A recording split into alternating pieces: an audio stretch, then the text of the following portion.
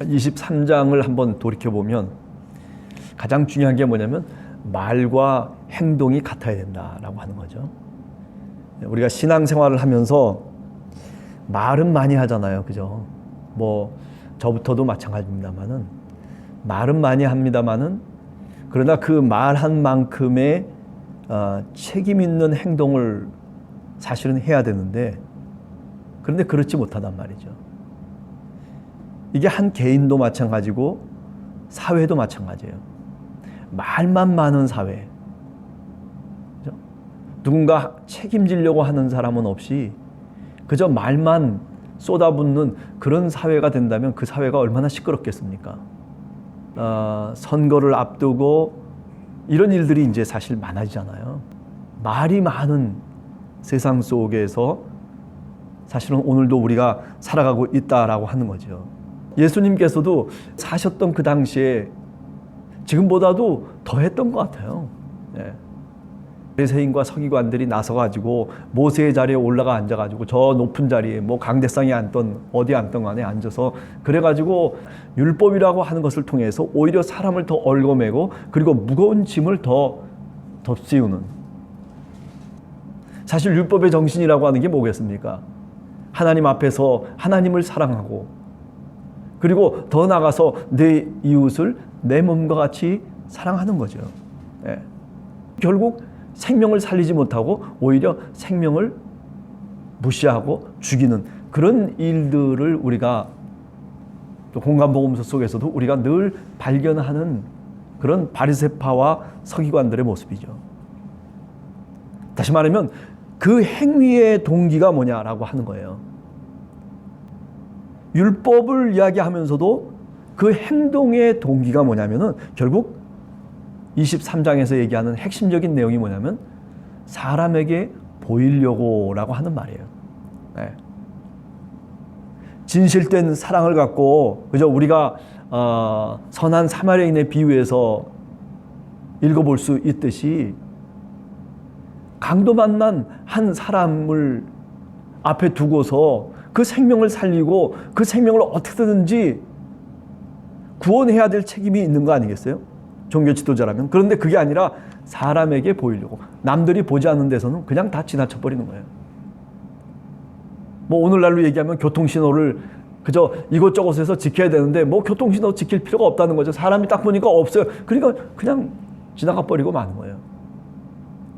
스스로 법을 세워놓고 아니 이것이 하나님의 법이라고 그렇게 자인하면서 고백하면서도 결국은 그것을 깨트려 버리고 외식하는 그런 신앙인이 되어버리고만 예수님 당시에 신앙 생활을 했던 사람들, 다시 말하면 정직한 영을 갖고 살아가지 않고 하나님 앞에서 살아가지 않고 사람 앞에서 살아가려고 했다라고 하는 거죠. 주님께서는 얘기를 해요. 뭐라고 얘기합니까? 너희들은 랍비라 칭함을 받으려고 하지 말아라. 선생이라 칭함을 받으려고 하지 말라는 거죠. 왜? 선생이라고 하는 것이 그만큼 책임적인 행동을 해야 되는 거죠. 오늘날 우리 이야기로 바꿔보면 우리가 교회에서 직분을 맡는다든지 아니면 세상 속에서 어떤 지위를 얻을 때에 그때 책임 있는 신앙인이 되라는 거죠. 네. 오늘날에도 보세요. 뭐 책임 있는 사람들이라고 얘기하지만은 그러나 가만히 뒤집어 보면 정말 책임 있는 사람들이니까 대부분 다 무책임한 인간들이죠. 예수님 당시 사회라고 하는 게 그래요. 정치인, 종교인, 율법을 다루는 율법학자들, 법률가들, 이런 사람들 예수님 당시에도 보면 다 무책임한 인간들이에요. 그만큼 배우고, 그죠? 그만큼 힘이 있고, 그만큼 자신들이 대우를 받고 있으면 그만한 책임을 다해야 될 거 아니에요. 그런데 그 율법의 정신은 다 빼먹고, 그리고 겉껍데기만 남아가지고 덩그러니 마치 휘칠한 무덤과 같은 그런 모습을 예수님께서 23장에서 바리새파와 그리고 서기관들을 얘기하고 있는 거죠. 가장 놀라운 예수님의 그 사상 가운데 하나가 뭐냐면 너희는 다 형제니라. 너희는 다 형제라는 거예요. 이것은 예수님이 율법이라고 하는 것을 통해서 아주 레디컬하게 아주 급진적으로 혁명적인 생각을 하고 계시는 거예요. 우리가 마가복음을 쭉 읽어보면서 그런 얘기 했잖아요. 3장 넘어가면서 그 얘기가 나오잖아요. 누가 내 형제고 누가 내 부모냐. 뭐라고 얘기해요? 그거에 대한 답을 어떻게 했어요? 예수님이? 예. 당신이 말씀하시는 그 말씀대로 행하고 그 말씀대로 순종하는 그 사람이 바로 내 형제고 내 부모다. 이렇게 얘기했잖아요. 예. 그러니까 예수님은 분명히 혈통적으로 다윗의 자손으로 오셨음에도 불구하고 그런데도 그 혈통 자체에 머물러 있지 않는 거예요. 나는 뭐 다윗의 자손이다. 너는 뭐냐? 뭐 이런 족보를 따지고 뭐 이런 거 있는 것이 아니라, 그죠? 나는 양반이다. 나는 뭐 선비다. 뭐 이런 얘기가 아니죠. 그죠? 네. 그게 아니라 우리가 다 평등한 형제들이라는 거예요. 네. 이거는 혁명적인, 그 당시 예수님 당시로 보면 또는 우리가 마태복음의 시대도 마찬가지지만 이건 혁명적인 얘기예요. 다 형제라는 거예요. 이 생각을 제자들이 갖고 제자들이 그 생각을 그 당시 살아갔던 세상 속에 전파하니까 이게 얼마나 급속도로 퍼져나가겠습니까? 주인과 노예로 살고 있는데 그런데 교회만 오면 다 동등하다는 거예요. 우리나라도 마찬가지예요. 복음이 처음 들어왔을 때 그런 일들이 많이 있었습니다. 네. 그죠? 장로 투표를 했는데 종살이 했던 이자이라고 해서 그 사람이 장로가 됐어요. 주인으로 행세했던 사람은 장로에서 떨어졌어요. 네. 그런데도 그 조선 사회 속에서 신앙을 갖고 있었던 사람들은 그 종이 장로가 된 것을 기쁘게 여기고 그리고 그것을 하나님께 감사드리고 네? 이런 일들이 기독교가 갖고 있는 아주 그 어떤 것보다도 더 대단한 힘이 바로 이 평등 사상이에요. 너희는 다 형제다. 교회 속에서도 우리가 형제와 자매로 살아가는 거예요. 그러니까 초대교회 때 어땠어요? 주인과 종이 형제라는 거예요. 우리가 정말 평등한 형제고 하나님의 자녀로구나 라고 하는 그런 생각을 갖게 되는 거죠. 생각이 바뀌어지기 시작하는 거예요. 행동이 바뀌어지고 그리고 말과 모든 것들이 바뀌어져 나가는, 그래서 사회를 개혁시키기 시작하는 거죠. 네. 어떤 교회는요 거지가 들어갈 수 없는 교회가 있어요. 어떤 교회는요 그저 남루하게 옷차림하고는 들어갈 수 없는 교회들도 있잖아요. 우리 함께하는 교회 속에 신앙생활하고 있는 우리 성도들 모두가 다 사실은 형제와 자매인 줄로 믿습니다. 네. 그런 마음이 있어야, 그래야 정말 사랑할 수 있는 거예요. 그러면서 얘기합니다. 너희의 지도자는 한 분밖에 없다. 근데 그 지도자가 누구냐? 바로 그리스도다. 근데 그 그리스도는 어떤 분이냐? 마가복음 10장 45절에 보면 섬기는 자로 오신 분이다. 그래서 그리스도를 본받아서 우리가 신앙생활하고 그리스도를 본받아서 그분을 따라가는 신앙의 그 모습이 어떠해야 되냐라고 할 때 그리스도의 모습이어야 된다는 거죠. 그 그리스도의 모습은 바로 예수 그리스도를 가리키는 거죠. 그 예수 그리스도의 모습은 어떤 모습이에요? 자기를 낮추는 거예요. 그죠? 저 사람이 뭐라고 얘기하면요 그냥 둘러서 가면 되는 거예요. 신앙의 길이 꼭 뭐 이 길만 있습니까? 내가 얘기하는 것만 그게 맞는 겁니까? 아니 세상 속에서는 뭐 그렇게 해서 성공도 하고 그렇게 해서 뭔가 다른 사람들을 굴복시키기도 했을지 모르지만 그러나 교회는 그런 게 아니에요. 예수 그리스도 우리의 지도자 한 분이신 바로 주님은 바로 이렇게 겸손과 낮아지심의 모범을 우리들에게 보여주시면서 누구든지 섬기고자 하는 자마다 먼저 남을 섬기라고 그렇게 말씀을 해주셨잖아요. 성전에 있는 하나님을 인식하는 것이 아니라 성전에다 대고 맹세한단 말이에요. 하나님에 대해서 맹세하는 것이 아니라 하나님께 기도하는 것이 아니라 화려하고 야 웅장하다, 야 우리 성전이 이렇구나, 그런 어떤 겉으로 보이는 마치 회칠한 무덤을 바로 그렇게 비유한 겁니다. 회칠한 무덤이 뭐였겠어요? 그 당시 진짜 무덤일까요? 바리새파 사람들, 그리고 서기관들, 그들 한 사람 한 사람의 얘기지만은, 그러나 그들이 갖고 있는 게 뭐예요? 바로 성전을 잡고 있는 거 아니에요.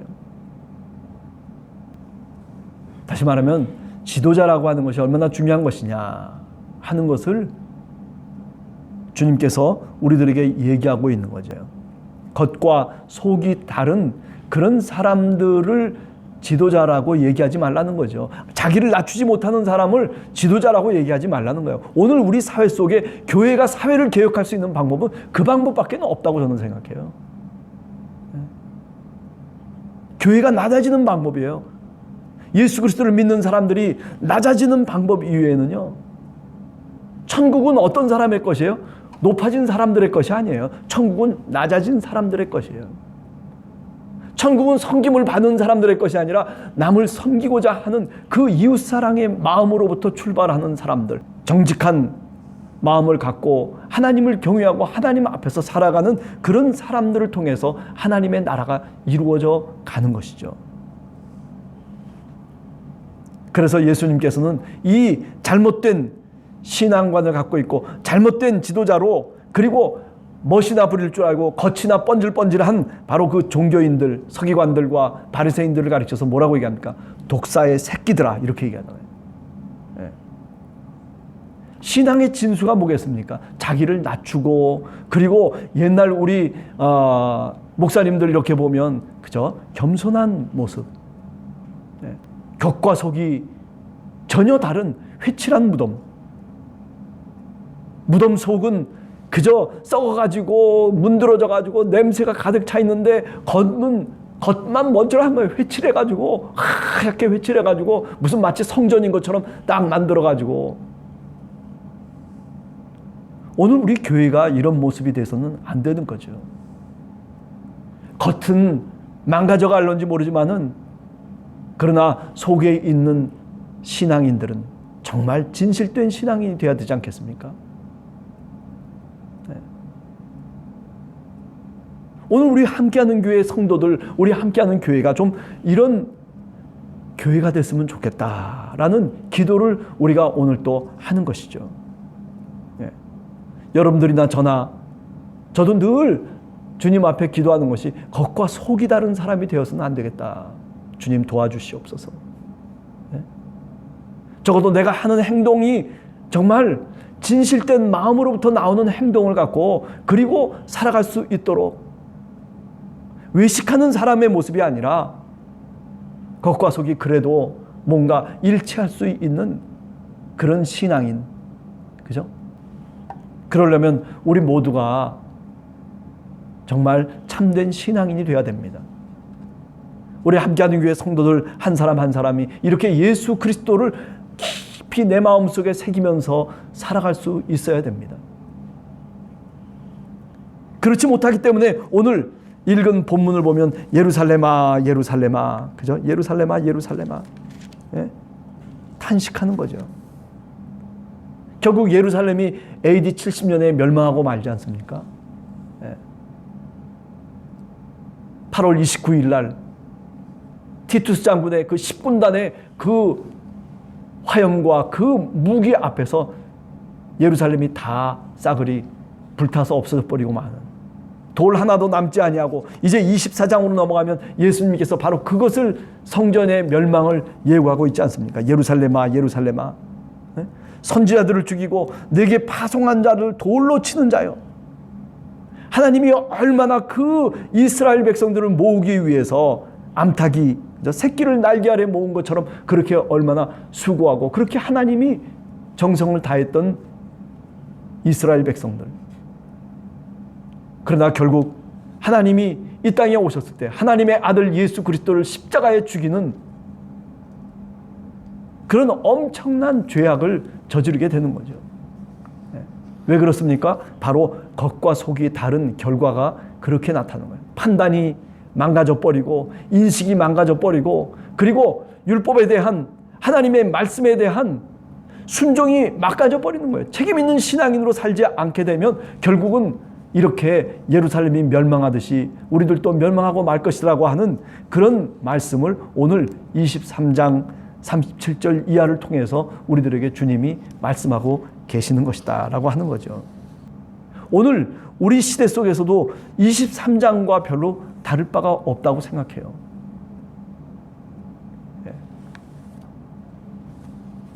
그 당시 누가 예루살렘이 멸망할 것이라고 누가 예상을 했겠어요? 아무도 예상 못했어요. 저렇게 큰 돌로 쌓은 저 성전이 다 멸망할 것이라고, 불에 타서 다 없어져 버릴 것이라고, 돌 하나도 남지 않고 다 무너져 버릴 것이라고 누가 과연 그 당시 예수님 당시에 생각을 했겠어요?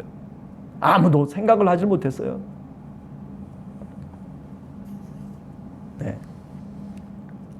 자, 오늘 우리 시대를 살아가면서 여러분과 제가 함께하는 교회 구성원으로서 무엇보다도 말과 행동이 따로 노는 그런 신앙인이 아니라 말과 행동이 그래도 하나 되기 위해서 애를 쓰고 기도하고, 그죠? 더 주님 앞에 살아가는 그런 우리 모든 성도들이 되시기를 간절히 주님의 이름으로 축원합니다.